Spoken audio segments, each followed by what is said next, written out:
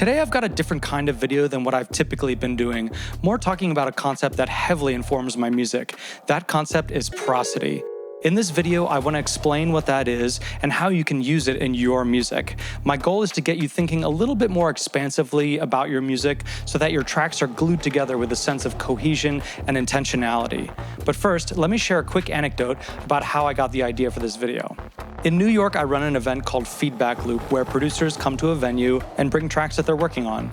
Everyone listens to the track on some nice speakers and then provides feedback like in a focus group.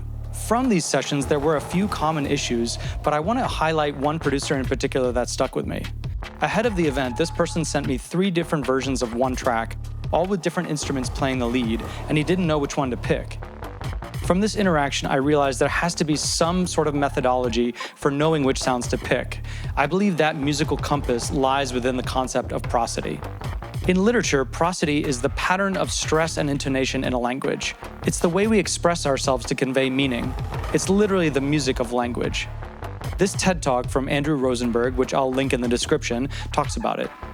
Most of what we communicate to each other, we do intentionally. We transfer information, we tell stories, we ask questions, we make requests of one another. And much of this information is communicated via the words we say. But there's a tremendous amount of other information that we communicate while we speak. And a lot of this is transmitted by what we commonly call tone of voice. Speech can be divided into 2 components: what is said, the words or lexical content of speech, and how it's said, that we refer to as prosody. Prosody covers all of the production qualities of speech that aren't involved in saying a word. So this includes things like pitch and loudness, speaking rate and rhythm, voice quality effects like breathiness or harshness, and the use of pausing. Okay, so Rosenberg says that speech has 2 parts, what is said and how it's said. We can convey meaning just in how our words are spoken. For example, he just bought his 5th synth. He just bought his 5th synth. He just bought his 5th synth. She's performing live at 11. She's performing live at 11. She's performing live at 11. In both of these examples, when emphasizing different words or intonation, and even emphasizing the same words in different ways, the meaning of the sentence is altered. We do this all the time when we talk. In musical prosody, we use the available elements to create and convey a song's intended emotions. These elements might be the sounds themselves. Are we using a piano or a trumpet? Once we have the sounds, how loud or soft are they? What effects are used on the sounds? Do we have a major key melody in a high register, or do we have minor key dissonant chords?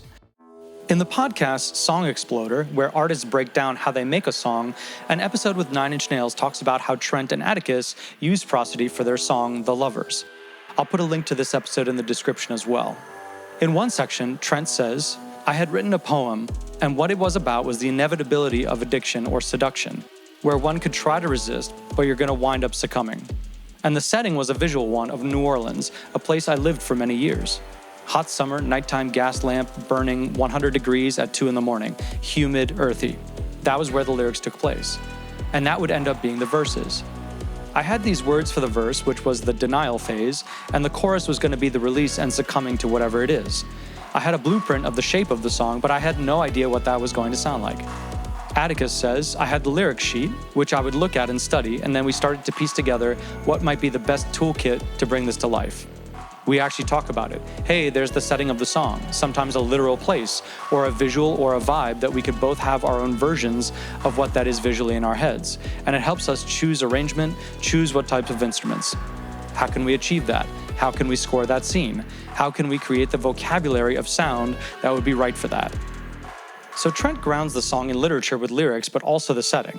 Even before any sound work begins, he says, "Okay, this is the perspective. This is what I want to convey." Notice that Trent talks about creating a vocabulary of sound, and Atticus talks about a toolkit. These are both synonyms for prosody. In this case, Atticus was saying, let's try the luminous garden. We thought, let's make it sound like fingers tapping on a table, nervous. Something that adds an anxiety like I'm in the throes of addiction. How about an imprecise, unsure guitar that feels a little exploratory and a little apprehensive? The right dreamlike hallucinatory feel, like someone slowly spun me around and I'm not sure where I am. I wanted the whole song to feel seductive, but uneasily seductive. And then that led to an acoustic piano anchor and would have the firmness, the foundation that could hold the chorus together.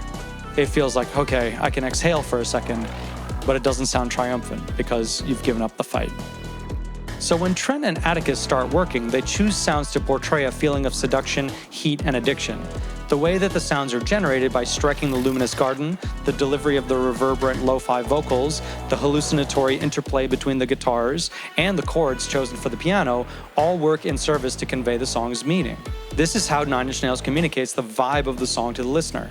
Because they thought about the meaning of the song ahead of time, the song is super tied together conceptually. So hypothetically, if they got stuck at some point making this song, they could just point to this sonic map they've made to keep going.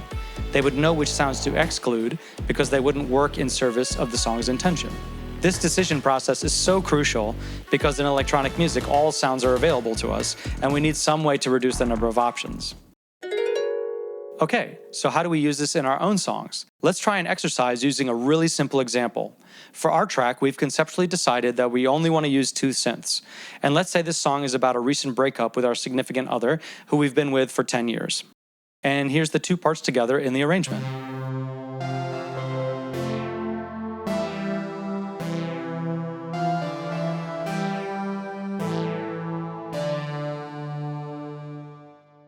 Just a super dead simple example to get us thinking.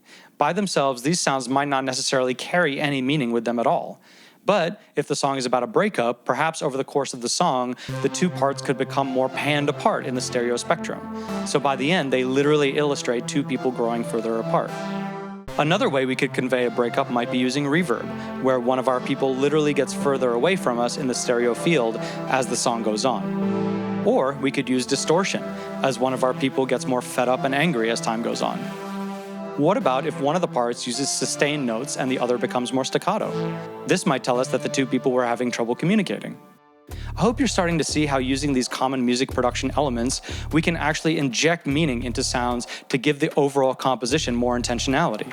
It also doesn't need to be so literal either. There are no wrong answers, and you can make this as abstract as you want, as long as it makes sense internally to you so you have that compass to follow.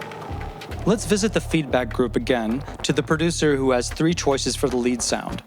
It's possible that the song isn't conceptually grounded. The producer is likely going through presets in his VST, picking from a bunch of cool sounds, right? But how does he choose? Moving forward, he has to think about his song and if that sound is right given the context of what the song is saying. Working with a blueprint produces a methodology behind choosing the sounds. Without it, there are just too many options available. Whether he decides his song is about a breakup, a trip to Europe, or about a galaxy far, far away, the sounds should support that narrative. The purpose of music is to create an emotional connection with the listener. It's a language for communication.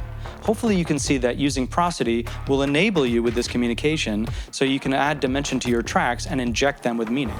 So I hope at least some of that resonates with you and you'll give it a try the next time you're in the studio.